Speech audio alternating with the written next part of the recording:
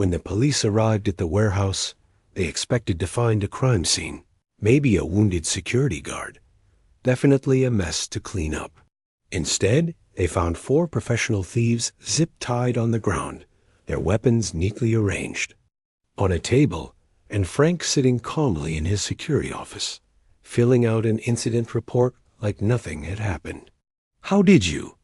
Officer Williams started to ask, but Frank just looked up with those steady eyes and said, "Lucky, I guess." It wasn't luck. It was 20 years of training that some things you never forget, even when you're trying to dot welcome to the hidden stories. Before we dive into this incredible tale of a silent guardian who never stopped protecting people, tell me in the comments where you're watching from today. And if you believe stories like this need to be heard, hit that subscribe button and help us honor those who serve in the shadows. The Riverside Industrial Complex sat on the outskirts of Cleveland, a collection of warehouses and distribution centers that hummed with activity during the day but fell silent after 6 p.m. 24 buildings, spread across 40 acres, connected by empty roads and dimly lit parking lots that most people avoided after dark.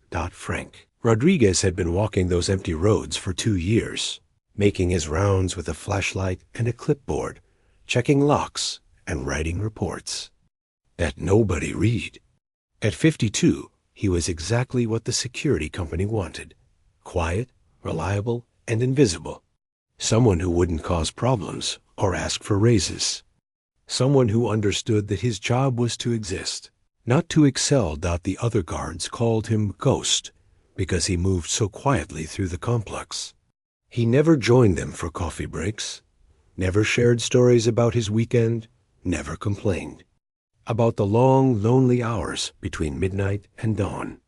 He just did his job with a thoroughness that bordered on obsessive, checking every door twice, noting every car that didn't belong, memorizing patterns that others missed. What they didn't know was that Frank had been memorizing patterns for most of his adult life. 20 years in Army Special Operations had taught him that survival depended on noticing what others overlooked, on seeing threats before they saw you, on moving through dangerous spaces like a shadow. But that was another life. Another Frank. This Frank wore a cheap polyester uniform with Riverside security patches, carried a radio that barely worked, and earned $14.50 an hour to watch over buildings full of office supplies and industrial equipment. This Frank had traded his tactical gear for a clipboard, his night vision goggles for a dying flashlight, his team of elite soldiers for complete solitude. Most nights, nothing happened. Frank would complete his rounds, sit in the security office, reading paperback novels, and watch the sunrise paint the warehouse walls gold before heading home to his studio apartment. It was peaceful. It was quiet. It was exactly what he'd thought he wanted when he'd left the military. But on this particular Tuesday in November, Frank's peaceful routine was about to be shattered. The first sign of trouble came at 1:47 a.m., when Frank noticed a white van parked across the street from the complex. It hadn't been there during his midnight rounds, and something about its positioning angled for a quick exit, windows tinted, no front license plate triggered instincts he'd spent 2 years trying to suppress. Frank didn't call it in. Not yet. Instead, he adjusted his route, moving through the shadows between buildings, using techniques he'd learned in places whose names were still classified. He observed the van for 20 minutes, noting that it never moved, never showed signs of life, but somehow felt occupied. At 2:15 a.m., Frank's radio crackled with static. "Unit 7, this is Control. Everything quiet out there?" Jennifer's voice sounded tired. She'd been working the overnight dispatch for 6 months, and Frank was her easiest assignment. He never called in problems, never needed backup, never broke protocol. "All quiet, Control," Frank replied, his eyes never leaving the van, continuing rounds.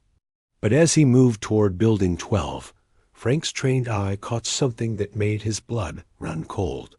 The loading dock door which he'd personally checked, and double-checked at midnight, was slightly ajar. Not much. Maybe 2 inches.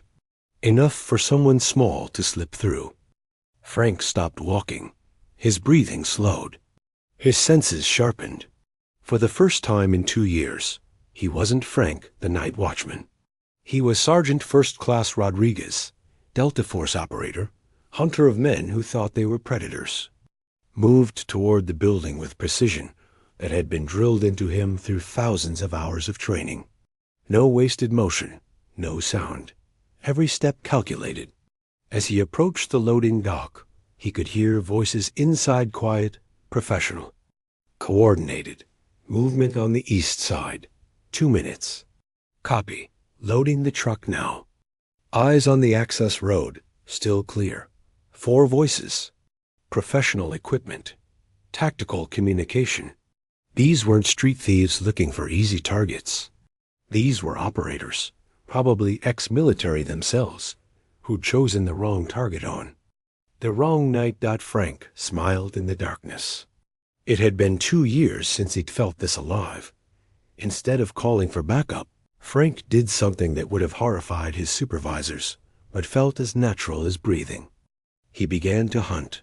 The thieves had night vision equipment, tactical gear, and weapons. But Frank had something they didn't. He knew every inch of this complex, every shadow, every blind spot. He'd spent 2 years unconsciously turning his security. Rounds into reconnaissance missions, mapping the terrain like the battlefield it had now become. He moved through Building 12 like smoke, using skills that had kept him alive in Afghanistan, Iraq, and other places that existed only in classified reports. The thieves were good, better than most, but they were operating in his territory now. The first one never saw Frank coming. One moment he was standing guard by the loading dock, scanning for threats that weren't there. The next moment, he was on the ground, zip-tied and unconscious, his radio and weapon neatly removed. The second. One might have been a problem, but Frank had learned long ago that confusion was a weapon. A few small sounds in the wrong places, a shadow where shadows shouldn't be, and even professional operators could lose their focus. By the time the third and fourth thieves realized their team was compromised, Frank had already repositioned himself between them and their exit. 20 years of close-quarters combat had taught him that space was everything, that controlling the battlefield meant controlling the enemy. The engagement lasted less than 3 minutes. No shots fired. No injuries beyond some bruised egos and zip-tie marks. When it was over, 4 professional thieves lay restrained on the warehouse floor, their weapons and equipment arranged in a neat display that would make evidence collection simple for the responding officers.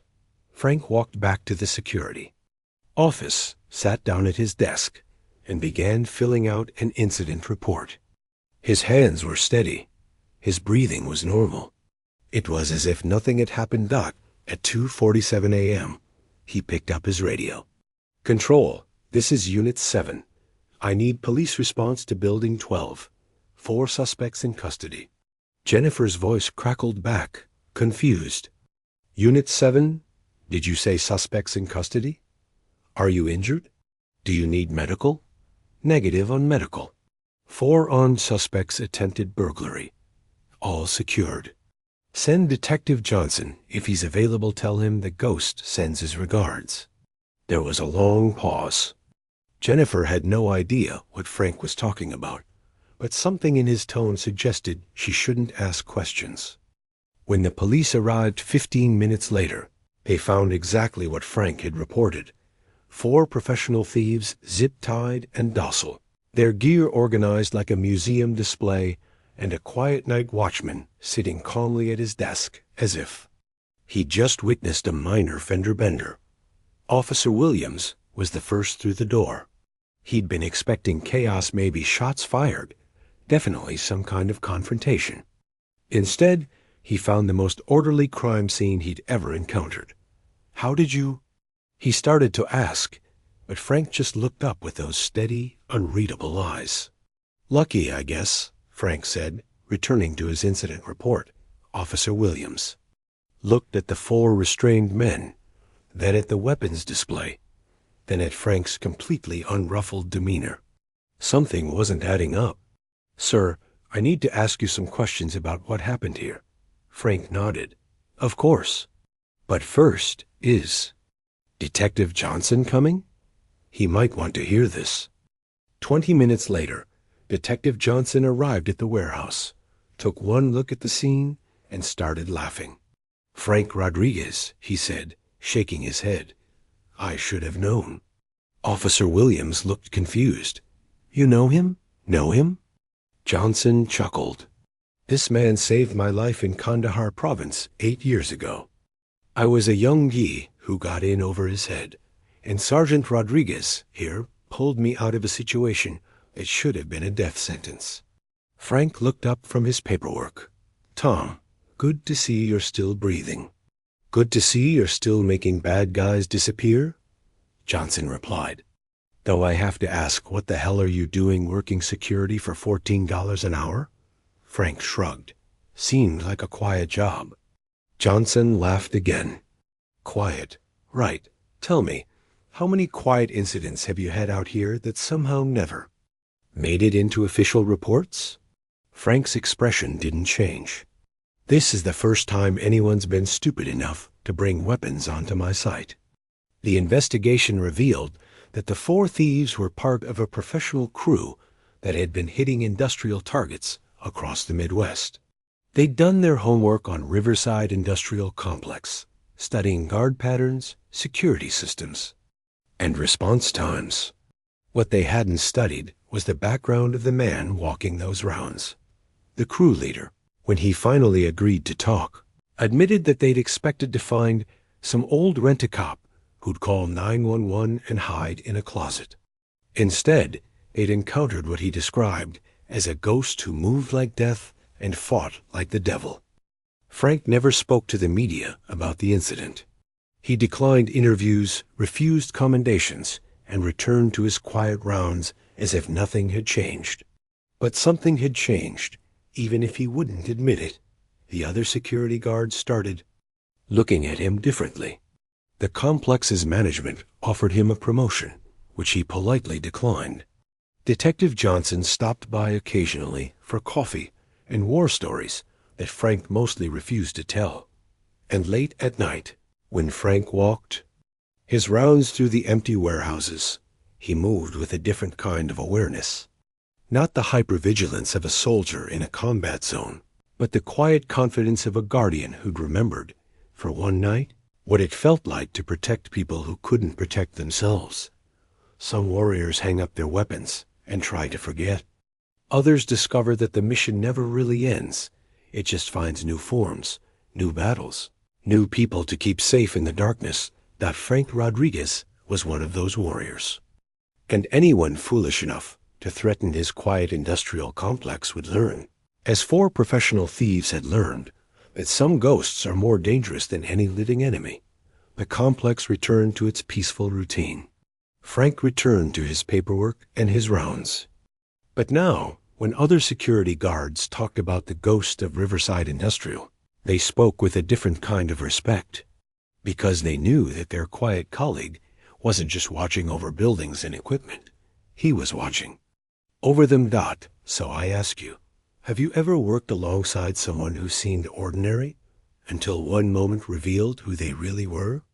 Someone whose calm demeanor concealed skills that could save lives or stop threats before they became real? Share your story in the comments. Let us know what city you're watching from. And if this story moved you, subscribe to the Hidden Stories, because the most dangerous guardians are often the ones who never want to be noticed until the moment they're needed. Most.